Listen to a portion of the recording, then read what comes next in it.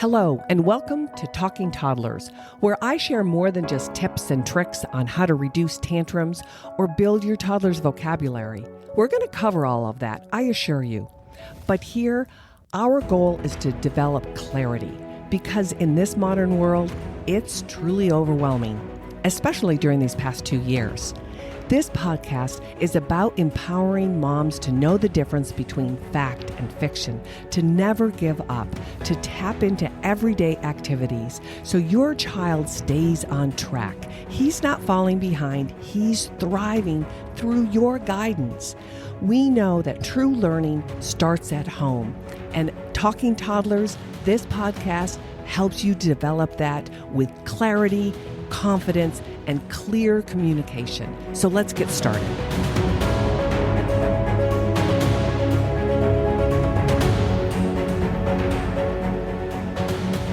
Hello, and welcome back to Talking Toddlers. I'm Erin Heyer, your host. And this week, we're going to continue the conversation on how do we stop a picky eater from developing in the first place? What can we do to start laying the foundation so your baby and your toddler and your preschooler only welcome a wide variety of food and is open and gregarious and adventurous when it comes to eating food and being part of the family. Let's take a look at 5 proven strategies that can really help you navigate the introductions to solid foods, because that's what it is. It's a process. It's a learning curve for you and for your baby, but there are definitely some do's and don'ts that can help you navigate those initial months to really lay the foundation, and then you won't have challenges and struggles that typically will last years, if not a lifetime.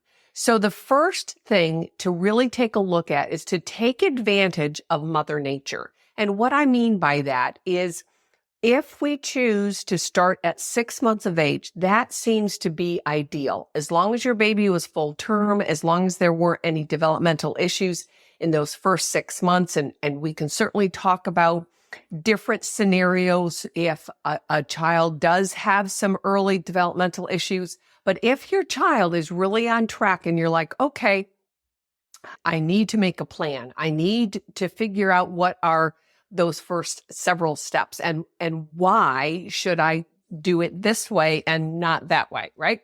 And so let's take advantage of Mother Nature at 6 months of age, where your baby is growing and developing physiologically in the mouth and ready to do more. And what I've always said along here my whole career, but also on this podcast, is that what happens motorically in the mouth when it comes to chewing and biting and sucking and swallowing and speech development, that they're really developing in a correlated fashion. And so we have to always be looking at those. And so at 6 months, with the vast majority of healthy, typical kids, the gag reflex is significantly less. It's moved back into the back 1/3 region and not so much in the front of the mouth. And so touching the tip of the tongue, say with a 3-month-old, they're going to gag more than touching the tip of the tongue with a 6-month-old. And so let's take advantage of that.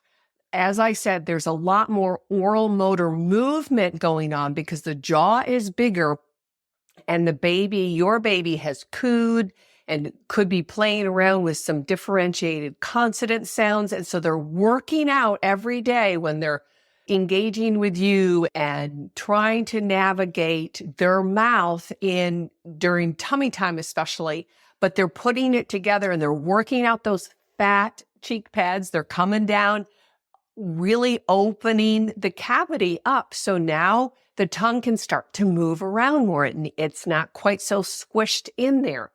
As well as the involuntary suckling reflex is beginning to disappear, whether you breastfed or whether you bottle fed. And they really developed a suck-swallow pattern that helped them extract nutrients from whatever nipple that you were giving them. But Now that reflex is disappearing and they're moving or seeking toward oral information, whether it's being fed or they're just curious of, taking a toy and chewing on it for a little while. That's all more purposeful in their cognitive thinking. There's also developmentally a better air control through the throat, the nose, and the mouth. And so that inhalation and exhalation pattern. And we need to get that in sync to chew and swallow and eat and speak. Again, these patterns are all developing together. So let's move into the 5 strategies that I want to identify for today for that 6 to 7 month old as you're just beginning to introduce them to solid foods.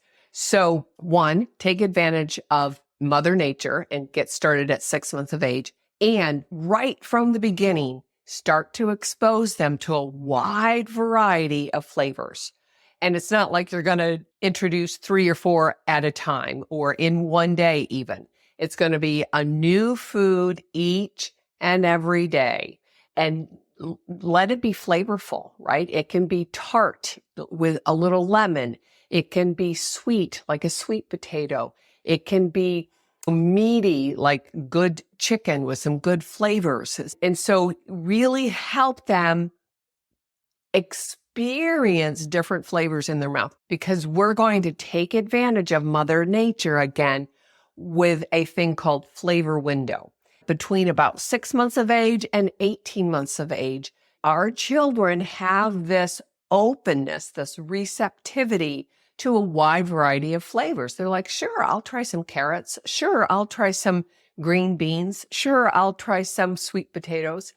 And they're not going to have a lot of push-pull. There might be some more interest one day and less interest the other day, but they're really receptive to different flavors, at least not necessarily ready to eat them, but ready to taste them and ready to explore with them.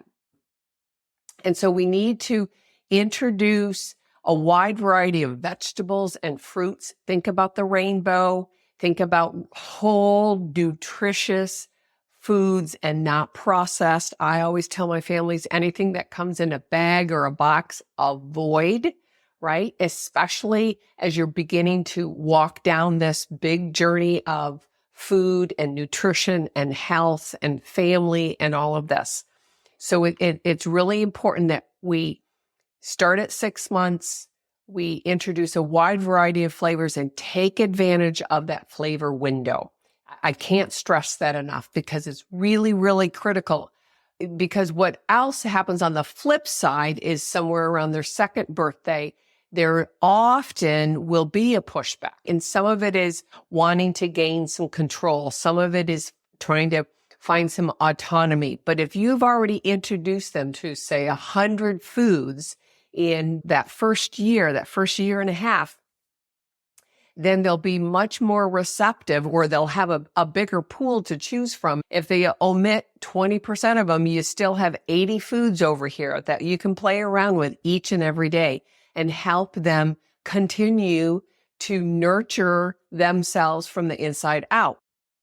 So the next strategy would be a variety of texture and sizes. Although keep in mind that in those first couple of weeks, as you're beginning to introduce different flavors to your child, then you're going to keep it really simple. So the sizes aren't going to vary so much in that first month. Well, what's ideal would be that you cook all of your food, and we can talk about different techniques of roasting and boiling and poaching. That's a great way of preparing your foods that you and your family eat, but it's going to be slightly modified in the beginning as you're just introducing your 6-month-old, your 7-month-old to a wide variety of family foods that you're eating on an everyday basis. But in the beginning, everything's going to be about the size of an adult's pinky. And that's kind of the rule of thumb with us professionals and those moms out there that have walked the path of baby-led weaning quite successfully. And so remember that we're wiring the brain with each and every experience. And even if your palate isn't very sophisticated, you can take this opportunity to try some new flavors too, expanding ourselves as parents. But remember that your 6 months, your 7-month, your 8-month-old, they really need to experience these foods. They need to smell it and touch it and taste it and play with it and smush it and be one with it to get in this tactile learning. And it's all about experiential.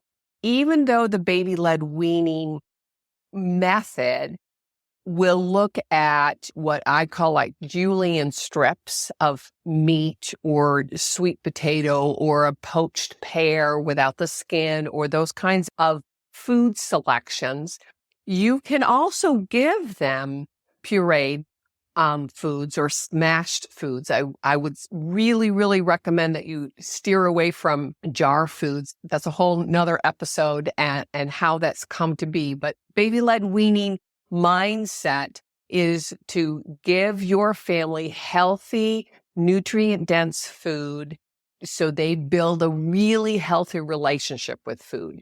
And so part of that is you can preload a spoon. I don't have a spoon here with me, but you preload it, hand it to your baby who's 6, 7, 8 months old. They don't have a pincer grasp yet to pick up little, pieces of food yet. They're grabbing things like this, right? They're sweeping things up off that table, but you can hand them an appropriate child spoon, right?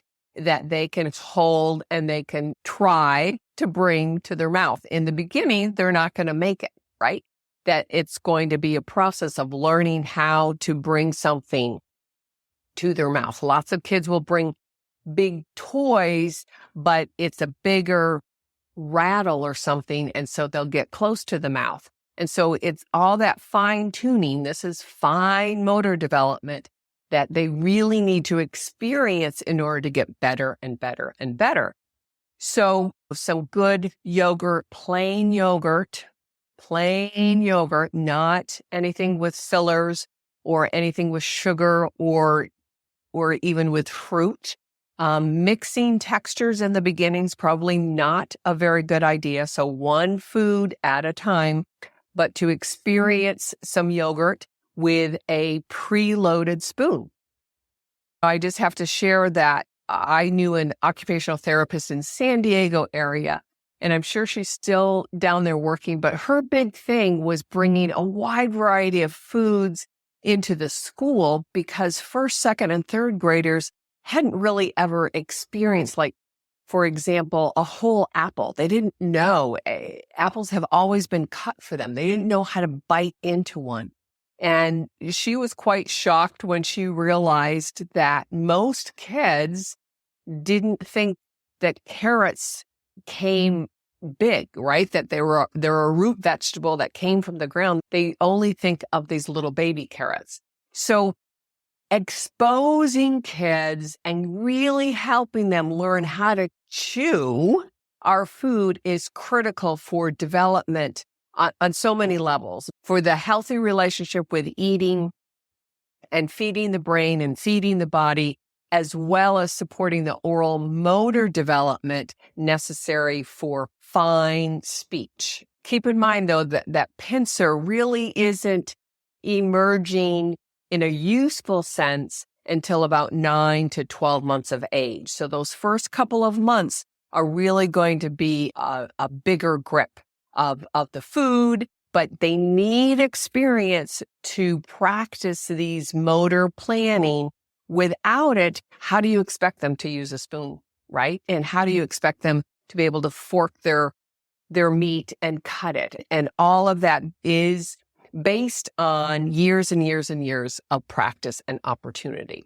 The third big piece to this introduction of foods is for all of us grown-ups in the room, especially the moms, to embrace the messiness, because it's just has to be messy. Your child is really learning a very complicated task, feeding himself or herself, table manners over the next, 3, 6, 10 years, but also this fine oral motor coordination in order to take a bite of an apple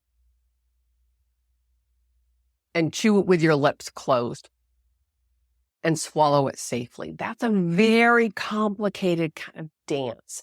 And so they need to start by feeling, as I said, and smelling and tasting and being at one with these very safe first foods so they can move down the maturation grade, right? The milestones of getting into more and more complex food patterns. But they have to begin by being really messy. That's what a 6-month-old, and that's what a 12-month-old, and that's what an 18-month-old is. They're messy, and parenthood is messy. And I know you know this, but I think the two main factors that parents push back on are safety, and we are all about safety, and we're talking about safety here from the appropriate high chair and the appropriate posture, the appropriate torso strength and head stability that comes from tummy time, all about safety there, the appropriateness about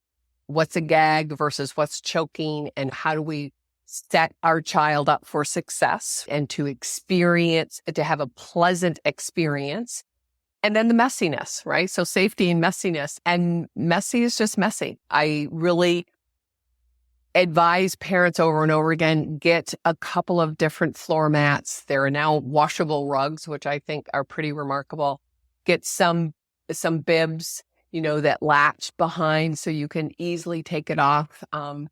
The other thing about this messiness, let them be messy. Let them feel it, right? And feel it on their face. If we're constantly wiping their mouth, that's very, very irritating, especially for those moms who still are unafraid or still are afraid of the baby-led weaning method and giving them solids right off the bat. But if they're spoon feeding them and they keep wiping their mouth with a spoon, that's very irritating, and it can turn off kids. And the sensory perception of that is just overwhelming. And what they associate, it doesn't take much, but a couple, 3 over-sensing experiences, and they're like, I don't really want to eat this stuff. This is obnoxious. And that's where they lean toward goldfish crackers, because that's not messy, and mom's not going to be constantly wiping my face. So we have to keep these things in mind. Let them hone their skills, and they'll be neater and tighter and build those table manners over time. But in the very beginning, those first 6, 8, 10 months, it's okay, Mom. It's okay, Dad, and grandparents, right? I guess I look at it this way, that take a few months, even a year of messiness, and trade it for a lifetime of happy, healthy eating. And we get so much more from that than just that. We also get a family who shops together and plans together and eats together and converses together and socializes together. It can just build from there, and it's quite remarkable. The benefits, the side benefits, besides just the remarkable nutrients, right, and health. And recognize, again, a lot of this stuff I know most parents are familiar with. But if we put it together, if we say, this is the reasoning behind this. For example, babies learn in their environment through their hands and their mouth, right? That's their primary mode of learning. And yes, they're watching us, and yes, they're hearing us. But in order to experience what this is and what I do with it, then I need to be able to feel it and manipulate it, right? Okay. So keep in mind, here's a statistic that I share with families, but 50% of moms with babies, toddlers, and preschoolers and school-age kids, 50% of families with children under 10 identify their children as a picky eater.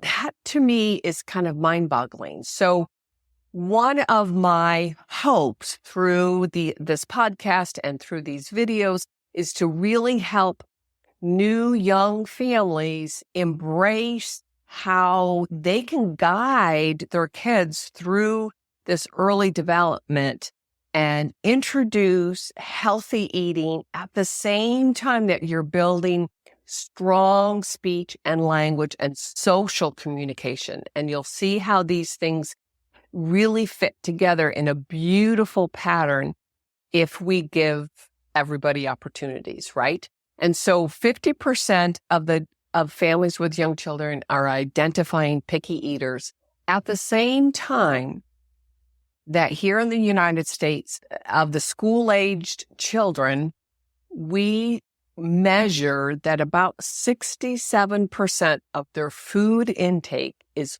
ultra-processed food.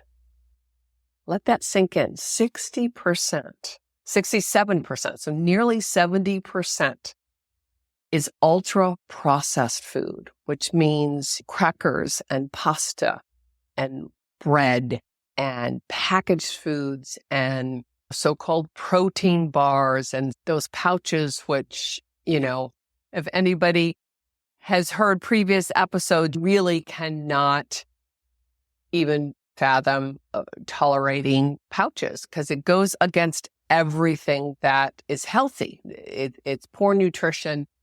There's absolutely no oral motor or biting or chewing or work that needs to be used. They just suck it and they just stay on this sustained, immature oral development pattern. And it's horrible. But 67% of the food intake of school-aged children are ultra-processed foods. And so doesn't it make sense that we're also dealing with spikes of inattention, lack of focus, moodiness, low energy, sleep disturbance, gut issues, skin and allergy problems, and 40-50% of kids in America under the age of 10 are also overweight or obese.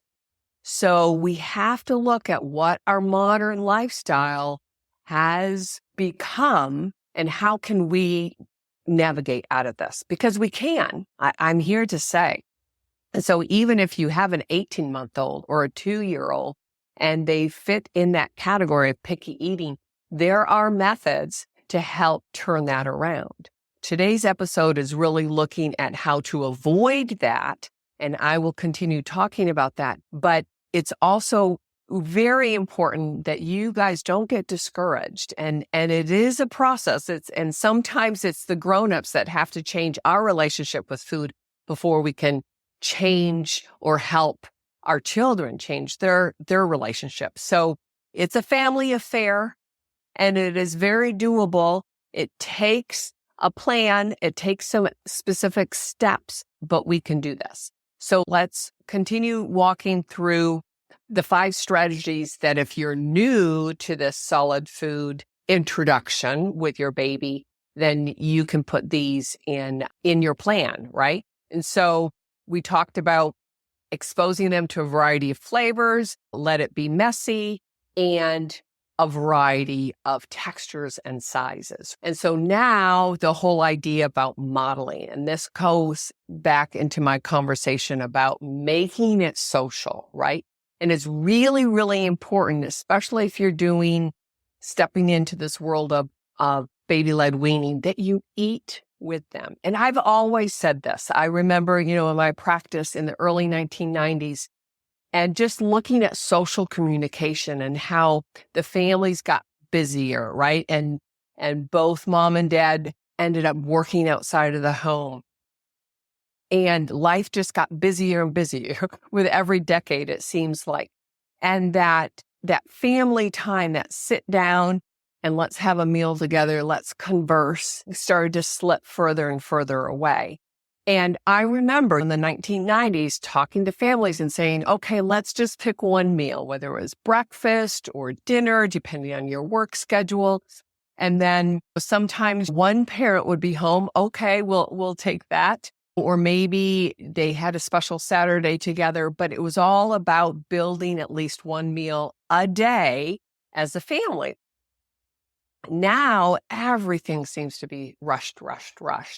And so I'm really encouraging families, new young families, especially if you have little ones, to build this as part of your family routine, right?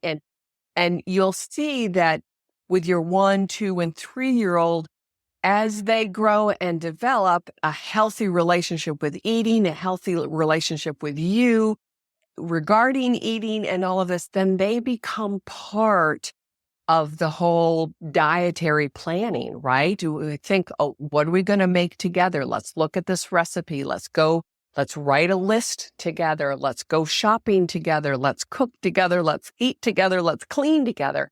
It's a family affair, right? And there are so many different things that could be woven into that. Learning how to handwrite. Okay, take a note. I'll give you the list of things that we need to go grocery shopping. There's so much that can be integrated in just helping your baby at 6, 7, 8 months of age really embrace this healthy relationship with eating. There are many, many layers to each and every one of these strategies, but modeling is really, really important because of that social connection, right? But it's also, they have to watch us take a bite of something and eat it and swallow it, right? And they're learning through our examples. And you know this. I know you know this. This isn't, brain science. It is brain science. But no, this isn't, space science, but it really is helping parents stop, be realistic, look at what your end goal is, right? A happy, healthy, gregarious, competent 7 years old, 10 years old, 12-year-old, right? But if we do the work up front, then we know what it will naturally evolve into. But they have to watch us.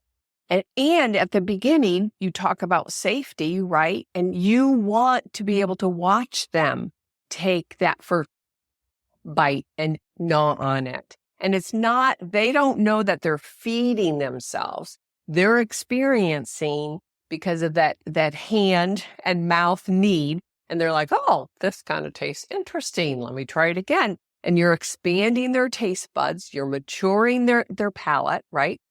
But you want to be able to watch them. You want to be able to have that connection, and you're building that social language, but you're also supervising, right? And you're also encouraging them.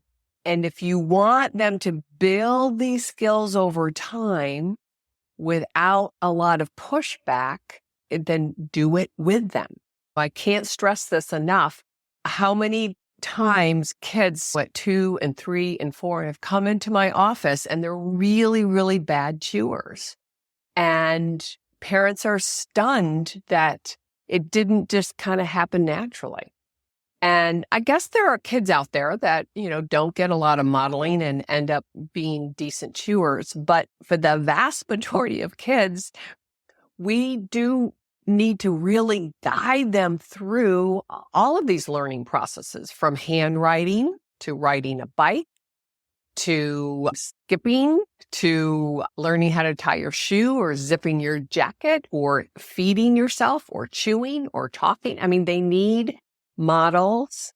They need shaping. So when they make a mistake, you give them feedback in a positive, loving fashion, and you help really shape it until it becomes an adult, mature eating pattern. Also, with this baby-led weaning movement, and I do think it's a movement these days, is that then you can read their cues. If you're engaged with them, if you're sitting face to face with them at the high chair and sharing your poached peach or your sweet potato or your very well cooked chicken, right? And there's some do's and don'ts with food choices and how you prepare it, and that's for another conversation. But if you're sharing that with them, then you can read their clues of when they're full and when they don't want anymore. And then that's the whole idea about baby-led weaning, is that they're going to communicate with us when they have had enough, right? And we're never, ever going to force them. We're not going to force them with a spoon. Here, just one more bite. We just have one more little bit in this jar. Come on, come on, come on. And that's, what moms did in the 50s, 60s, and 70s. But we want them to build this relationship with food and be in touch with when they're full and when they're hungry, when they want more, when they want less. And even though I mentioned earlier about the flavor window, that they're open to a variety of flavors, and one of the reasons, I think I mentioned this, one of the reasons is because they will push back around 2 years of age and 3 years of age. And there's a window, where they're pushing back and saying, no, I don't like that anymore. And then we throw up our hands like, oh no, they ate it just yesterday. But they're testing the waters. They're trying to figure out how much control they have. And it's very, very natural. There's even a thing called neophobia, which is a fear of new tastes, new foods, right? But if you've already introduced 100 foods to them, and if they knock off 20 or 25, then you still have a whole gamut of foods that at your disposal that help them have and continue to have a nutrient-dense library of 3 meals a day. And we can talk about the pros and cons about snacking. We can talk about the pros and cons of encouraging them when they're pushing stuff away. But if you, from the beginning, have this plan that you're going to be in it with them and share this experience and build a love for food and a respect for your intake, then you'll be able to navigate those couple of years where most toddlers look like they're a picky eater. What I like to call them is they're just more selective. But you can navigate through that without a lot of struggle. And that's what we're looking to do. We're looking to avoid struggle for you and for your family at large, right? Okay, so the final section is really, or strategy, is really about setting limits. And what that means is never, like I mentioned, never force feed, right? Whether you're doing, spoon feeding, which I'm not suggesting these days. I have to admit that when my daughter, 22 years ago, we kind of did this baby-led weaning without knowing it, only because she was interested in a wide variety of foods. And my husband and I were kind of foodies, and we liked cooking. We liked a whole real food. We weren't a snack family, and we weren't into processed foods. And that was just part of our makeup. And so it was natural. But in hindsight, when I really look back, she had a very sophisticated palate from the get-go. And I didn't buy jarred baby food. And so I never went through that angst of, oh, let's finish this jar. But I think it's really, really important that if you choose in the beginning to introduce pureed foods, then do it briefly, right? Let them lead with the preloaded spoon and let them feel it, and then realize, oh, this is a whole different ball game than just biting on my rattle or biting on my foot or any of that. It's really important that in regards to setting limits and respecting what they're willing to do. And I mentioned this in a previous episode that timing is really important, right? And so in the very beginning, those first couple of months, 6 to 8 weeks, when you're introducing solids to them, that timing between the natural feedings, because they're still getting 100% of their nutrition, right? Through bottle or breast milk. And so it's really, really important that you look at it realistically, that you're giving them an opportunity, you're expanding their taste buds as well as all of the other senses that we're going to talk about later in another episode.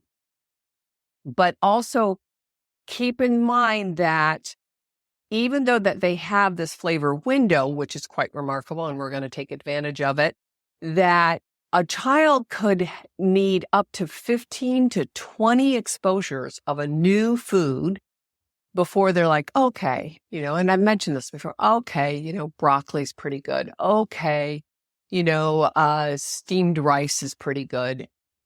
Whatever the new food that you're introducing them to.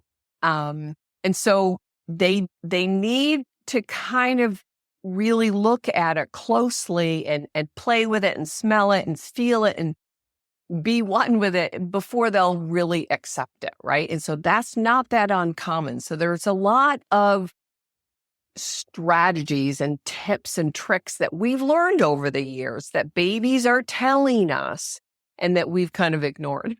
I think have set kids up a lot for not having an open palate and an open mind and really closing off their experience, and then that limits their healthy eating. And then it becomes so severe throughout their whole life. I know young women, 20-something, friends of my daughters, who still only eat pretty much a handful of white food. It's quite amazing, but I understand that where it came from.